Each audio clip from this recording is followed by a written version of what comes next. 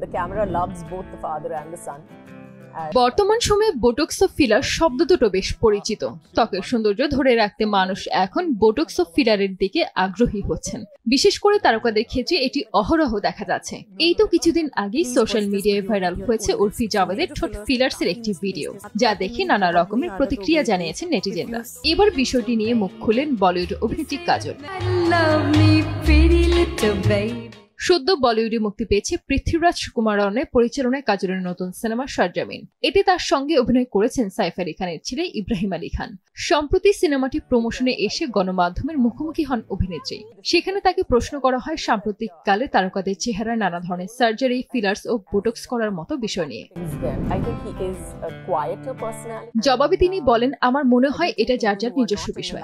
যে যেভাবে নিজেকে দেখতে ভালোবাসেন ও এই বিষয়ে আত্মবিশ্বাসী, ফলে তারা চেহারায় নানা পরিবর্তন আনতেই পারেন। এটা একান্তই ব্যক্তিগত। ছুরি-কাঁচি চালিয়ে চেহারা বদলে ফেলাটা এমন কোনো বড় বিষয় নয় বলেই আমার মনে হয়। To go under the knife or not go under the knife or do whatever they want to, I think it's everybody's personal choices. তিনি আরো বলেন, শুধু নারীরাই নয়, পুরুষরাও কিন্তু সার্জারির আশ্রয় নিয়ে নিজের চেহারা বদলান অনেক সময়। তবে তা সেভাবে আলোচনায় আনা হয় না বা দোষ খোঁজা হয় না। তারকা হন বা আমজনতা, এটা একেবারেই তাদের নিজস্ব পছন্দ। এটা খুব সাধারণ একটা বিষয়। এটা নিয়ে কটাক্ষ বা কোনো নেতিবাচক আলোচনা হওয়া অর্থহীন। There are a lot of men who are doing it as well. In fact, equal amounts, I would say. অন্যদিকে বার্ধক্য নিয়ে বলতে গিয়ে অভিনেত্রী বলেন, আমার মনে হয় বয়স হওয়া নিয়ে এত চিন্তিত হওয়ার কিছু নেই। প্রকৃতির নিয়মে বয়স বাড়বেই এবং এটিকে স্বাভাবিকভাবেই নিতে হবে। জীবনের সমস্ত বয়সকে উপভোগ করতে জানতে হয়, এতে ভেঙে পড়ার কিছু নেই। যারা কম বয়সে প্রয়াত হয়েছেন তারা যে জীবনটাকে আরো বেশি দিন দেখতে পেলেন না, বয়স হওয়াটা উপভোগ করতে পারলেন না, এটা আমাকে কষ্টই দেয়। তাই আমার মনে হয় বয়স বাড়াটা এমন কোনো ভয়ানক বিষয় নয়।